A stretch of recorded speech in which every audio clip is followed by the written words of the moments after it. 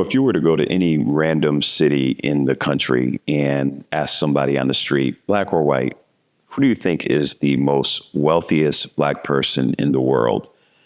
You'll typically get, a couple of answers. I'm sure you probably have your ideas. Maybe Oprah Winfrey. Some people might mention Magic Johnson, maybe Michael Jordan. They might bring up Jay-Z, LeBron. They're typically going to be folks who are either media moguls, maybe athletes, entertainers who have used success in one area to build incredible businesses and ultimately become a billionaire. Those are the typical names that you often hear. But those individuals aren't even the wealthiest black people in the country, never mind the world. Actually, believe it or not, the wealthiest black person in the country, take a guess who that is. Most people don't even know who that is. I didn't for a while. His name is Alexander Karp. Yeah, he's the wealthiest black person in the country, not the world. And who is he? Well, have you ever heard of a company called Palantir? Yeah, that $300 billion software intelligence company that was formed by Peter Thiel. So he did that and co-founded that with Alexander Karp. A lot of people don't know he's black. His father, I believe, was Jewish and his mom is black. But anyways, he's the wealthiest person in the country. But even he, with an $18 billion net worth, is not the wealthiest in the world. Not even close.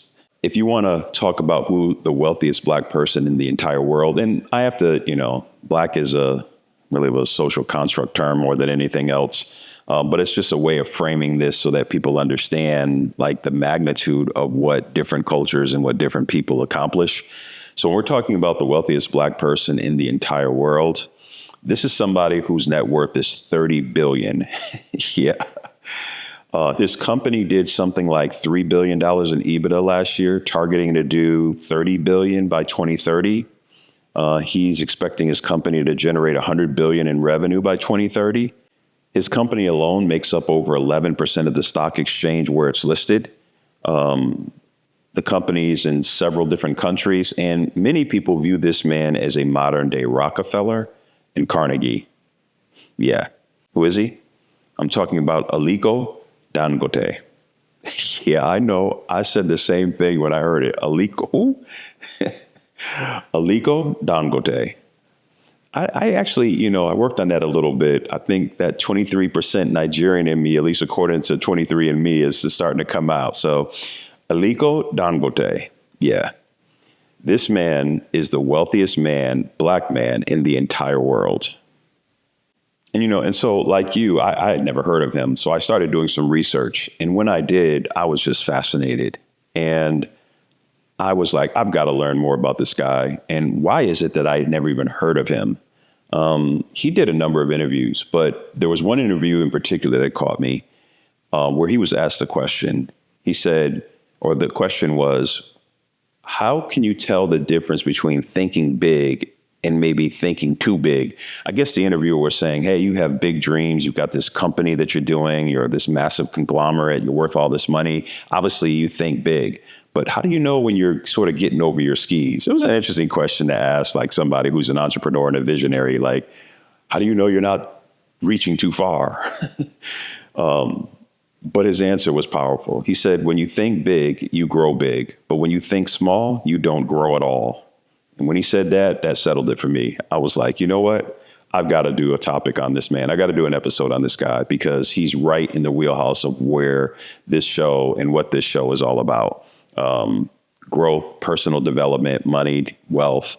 And he fits all of those categories. So in this episode, I'm going to introduce you to Aliko Dangote, billionaire on the Forbes billionaire list, listed on the Times 100 most influential people in the world, change maker. I'm Dion Woods, and this is Wealth Channels.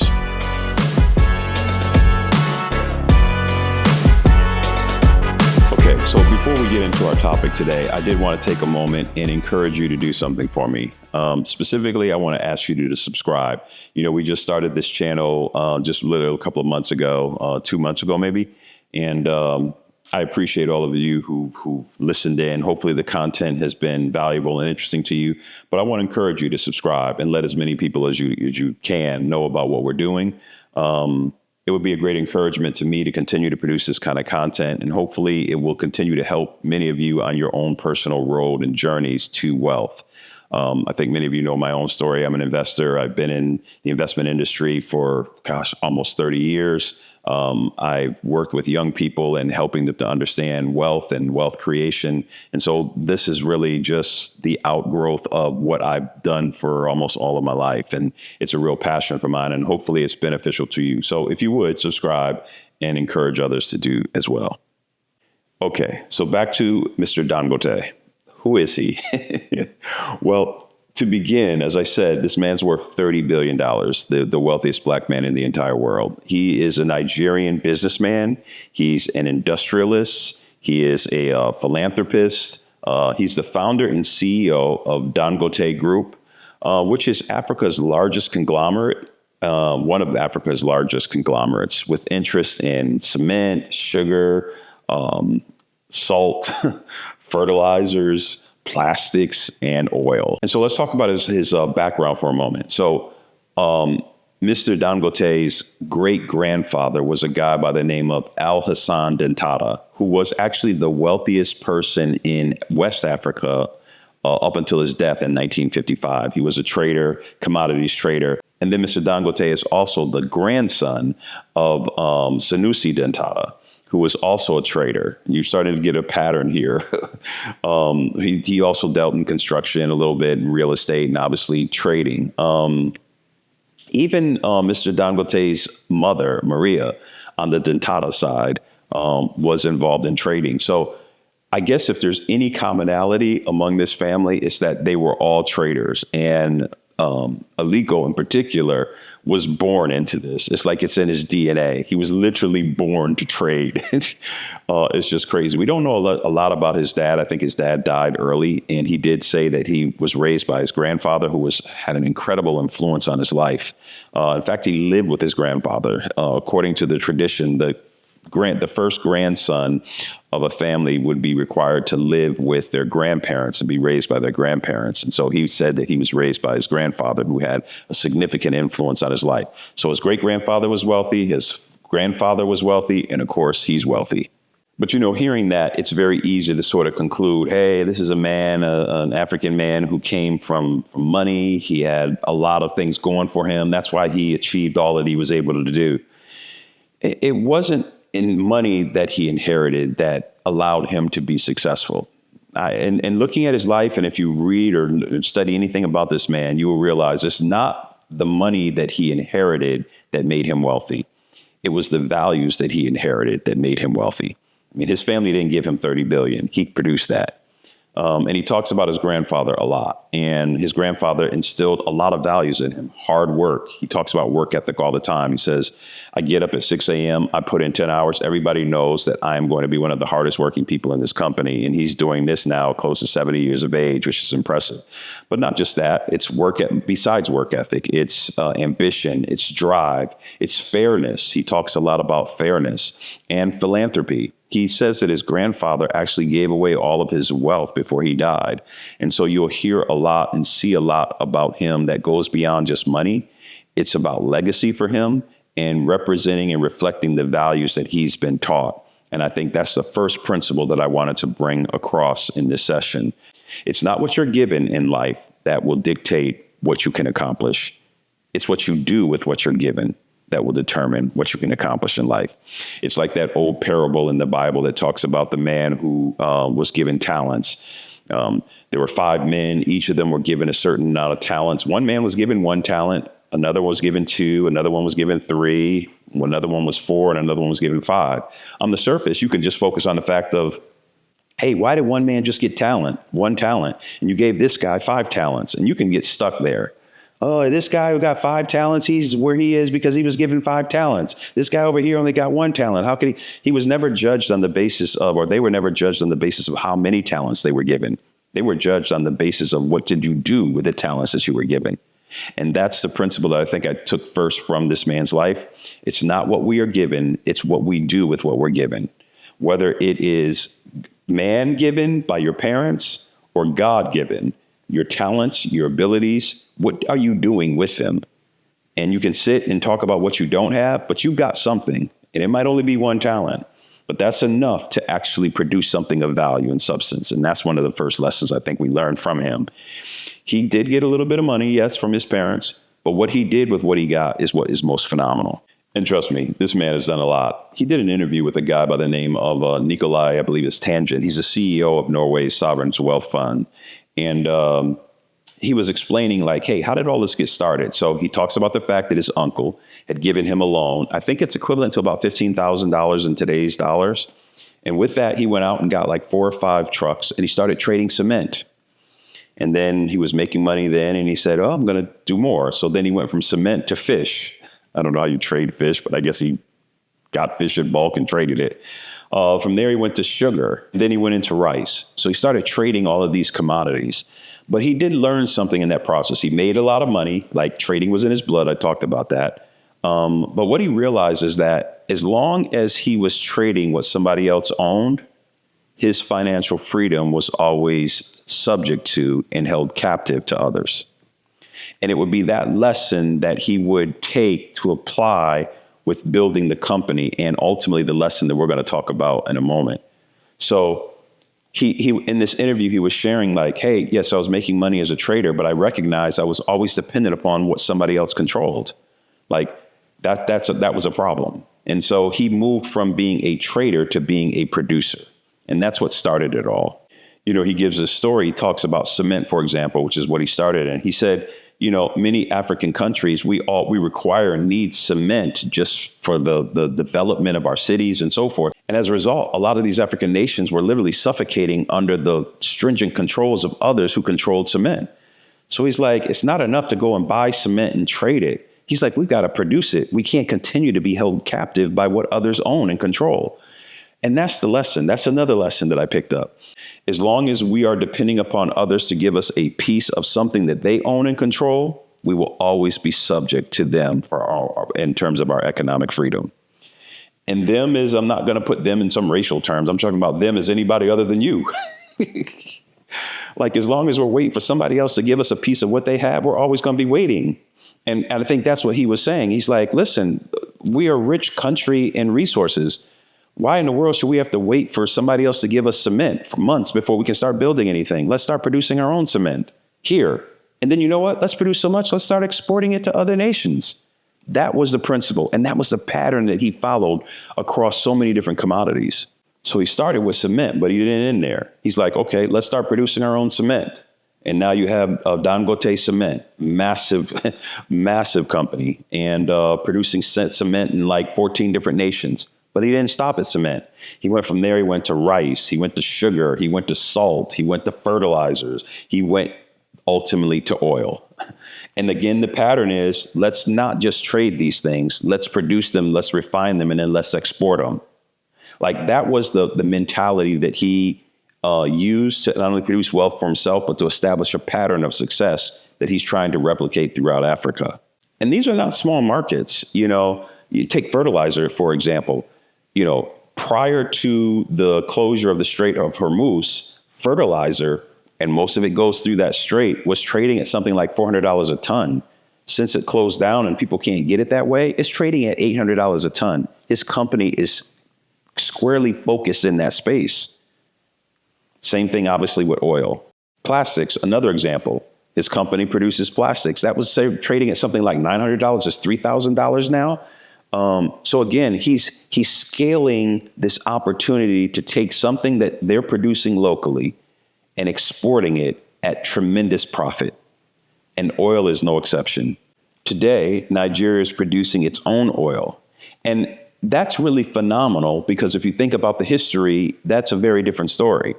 Historically, this is going to blow your mind. Nigeria, who produces crude from its own soil, but couldn't refine it, so they'd have to pay to ship the oil that they produced to another place offshore, have somebody else refine it, and then pay to bring it back for its own citizens to use. That's not a recipe for success, and he quickly realized that. We have our own oil, but we've got to send it to somebody else to refine, pay them to do it, and then pay them to send it back to us. And he's like, no, let's not be the importer. Let's be the exporter. Let's create our own refinery. He did it with cement. He did it with all these other areas. And then most recently, he's doing it now with oil. And it took him a long time to do it. He built a massive refinery, the biggest in the world. I think it's the size of half of Manhattan. It produces something like 650,000 barrels a day. And it took 10 years to build. But it shows that he was so committed to this process of making Africa and Nigeria in particular a exporter and not an importer. What's interesting is that just about the time that that refinery got completed, the war in Iran occurred, the Strait of Hormuz was closed, and suddenly the oil that could no longer pass through that particular territory, people had to find alternative sources. And guess who was open for business? Yes, Mr. Aliko Dangote. He was open for business. And just since the war, this man's net worth has ballooned by something like $5 billion. Timing is great. Like, I don't believe in luck, but I'll take timing every day. And that's what he's done. And so this pattern of taking a resource, refining it, and then exporting it to those who are willing to pay for it is what he's used as a pattern over and over and over again to his personal success and slowly the success of the country. And that's the lesson that we're going to now take. We need to take the natural resourcing, gifting, talent, ability that we've been given, and we have to refine it. We have to develop it. We have to strengthen it. We have to make it valuable, useful. And then we can export it to others who will pay for it because they value it. But as long as you're going to look for somebody else for value, you'll always pay them for what they owned. But take what you have, learn, grow, develop. And that's why I think that concept and that question about, hey, how do you know when you're growing too big or you're thinking too big? Well, if you think small, you will never grow. You will always be small. We have rich resourcing. I'm sure Nigeria in particular, they always had oil. Imagine always having something and possessing something that could literally change your life and the lives of others. But you, one, either don't know you have it, or two, you haven't taken the time to refine it, develop it, and make it available for others to use. And that's what happens. I remember Miles Monroe said, the wealthiest place in the world is not sitting in the greatest countries of the world, it's sitting in the graveyards, because there the ideas, the abilities, the talents, the potentials of so many great men and women who had so many incredible ideas within them that never came to harvest, that never were refined, that were developed, and therefore were never able to be exported to anybody, and it died with them. That's the wealthiest place in the world. That's not what we want said of us. We've got something in us, and we might not think it's a whole lot. The crude in Nigeria, they might not have thought it was a whole lot to necessarily deal with, but timing is everything.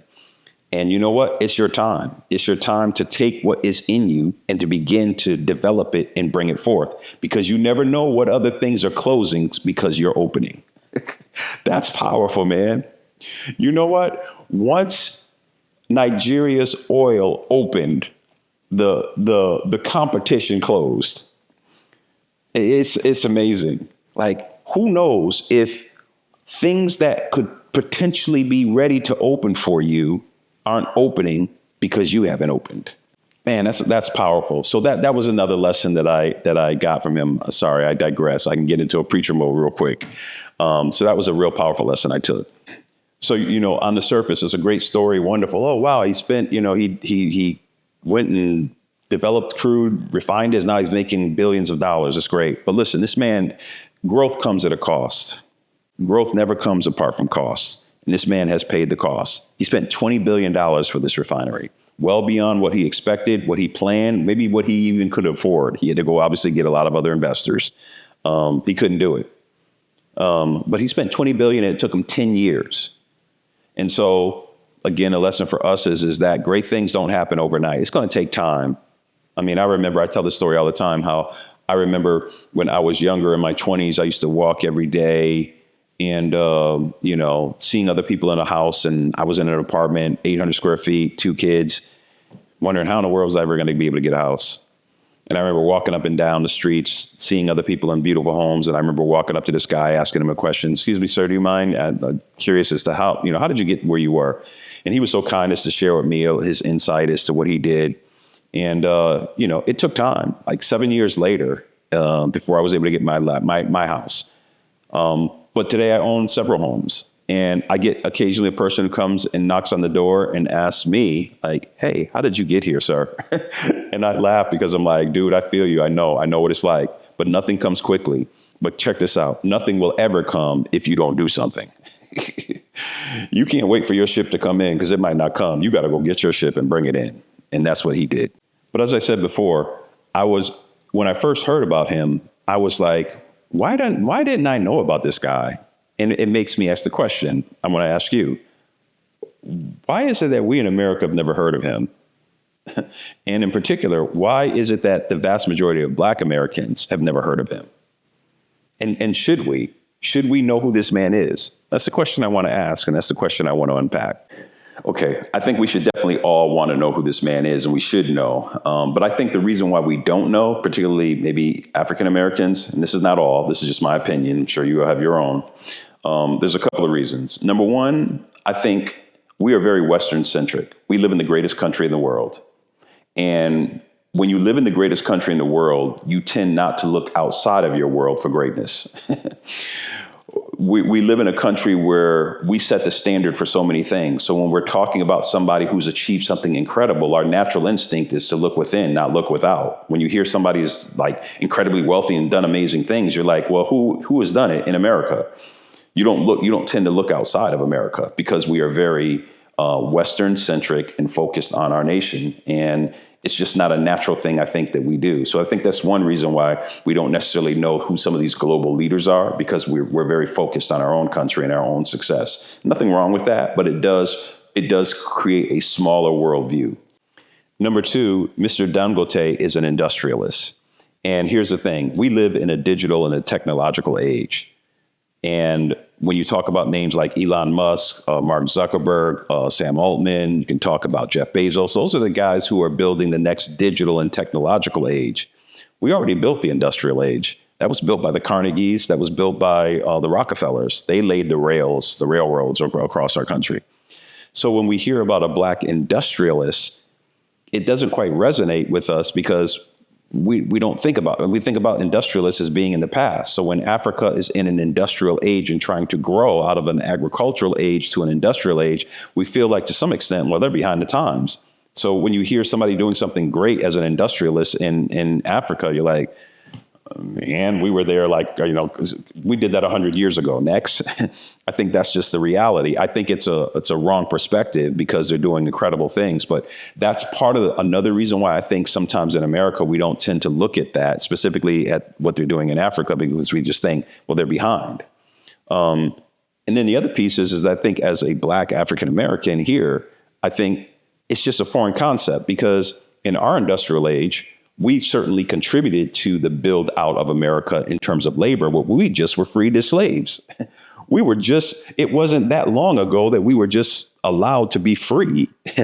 And so the ideal of us being the leaders of the industrial age as a Black person in America, that was just foreign. We didn't finance the development, the infrastructure of America's industrial age. We were the labor, but we weren't the owners. And so when you hear of a Black industrialist, it's something that you really have to wrap your head around because one, you don't really appreciate being in an industrial age. And two, you certainly don't appreciate the fact that a Black man is actually financing it and helping to be the leader of it. So it's just, these aren't things that are naturally a part of our thought process. And then the last is that I just think maybe it's a little bit of laziness and not trying to look beyond where you live and see your own history. So those are some of the reasons why I think that we don't know about him and people like him as much as we should, for right or for wrong. But hopefully with this kind of a broadcast, it just gives us a different perspective. We cover a lot of different people. You guys know I did a whole session on women who make $775,000 or more, and that was really incredible. We learned a lot there. I did a session on why are Indian Americans so wealthy, and did a session on that. So we can learn from everybody. That's the intent. But for people in Africa, Mr. Dangote he's not an unknown commodity. And it's not just because he lives in Africa. I think that if you are African, I'd be curious to hear your comments. I think it's only natural for you to understand and relate to the idea of your country and your countrymen coming from a history, from a place historically of wealth. Like Africa historically has been and is a very rich, wealthy place. Even if today the perception is that it's barren, dry, and famine and problems and whatever else, the history of Africa is rich, and people who live in Africa understand that. You know, as an example, Mansa Musa, this is a man who was the wealthiest guy in the entire world. I think he controlled half of the gold supply in the world. It was reported that he went on a trip to Cairo one time, and he brought so much gold with him, he distributed it along the way when he got to Cairo, that he gave out so much gold that gold's value declined greatly, and it took years to recover because everybody was giving it. It would be like Elon Musk going to New York City and going to every borough and giving out $1 billion in every borough to people. Suddenly, everybody in New York City is wealthy. That means that all the prices start to go up dramatically because everybody has money, and now the currency is worth less because everybody has so much more of it. That's literally how much money and gold this man had. So the history of people in Africa understanding culturally and economically that they have been a rich people, both in culture and in money, even though today they might not be experiencing that, it's not a foreign thing for them. So I think that's another reason why. And things are changing. I mean, we're in a different age, and I mentioned all the people who are billionaires in America today who are Black. I mean, I'm 60 years of age, and I remember that a lot of the people who were Black entertainers, athletes, and so forth, most of them made their money trading. By trading, I mean they had to perform, right? But they didn't own the economics of what they generated and what they produced. Somebody else did. So they also went from a world of trading to owning to producing. And now today you have them owning massive businesses. In fact, they tend to make more money through their businesses than they do through their actual art of performing. Rihanna's a billionaire, but her businesses are producing incredible amounts of money. You know, Jay-Z, all the businesses that he owns. The money that they made trading, doing their craft is one thing, but their real success came by what they produced and what they owned and exported that others are buying. That's the principle again. And so I think we're getting to a wonderful place in the future. But understanding that globally is something that's been a little hard for us to process at first. And I guess maybe the final thing that I'll say about Mr. Dangote is, again, going back to his father, this sense of philanthropy. He started a foundation called the Dangote Foundation. I think it's like $1.2 billion, and incredible work that he's doing. What I love about him is that he is thinking legacy. He recognizes, look, this man's almost 70 or close to 70 years of age. He's not going to be here forever. He's got to raise the next generation of entrepreneurs. And so this foundation literally is trying to continue that work, to scale it, to give it life. Because anything that is unable to live beyond you is something that's not going to be able to affect generations. And so that's what he's doing. He's got a foundation, as I said. It's called the Aliko Dangote Foundation. It focuses on health. It focuses on nutrition programs, education programs, vocational programs, entrepreneurship, to raise the next generation of African entrepreneurs so that they stand on the shoulders of what he has built, or on the foundation of what he's built. And I think, again, that's a principle that, yes, we're in a digital age, we're in the greatest country in the world, but we have communities that are living in the agricultural age, that are still living in the industrial age. They're behind. And so what we got to find a way is to, how do we take the rich resourcing that we have and revitalize our own communities? He's trying to revitalize all Africa. We need to revitalize parts of America, rural parts of America, inner city parts of America.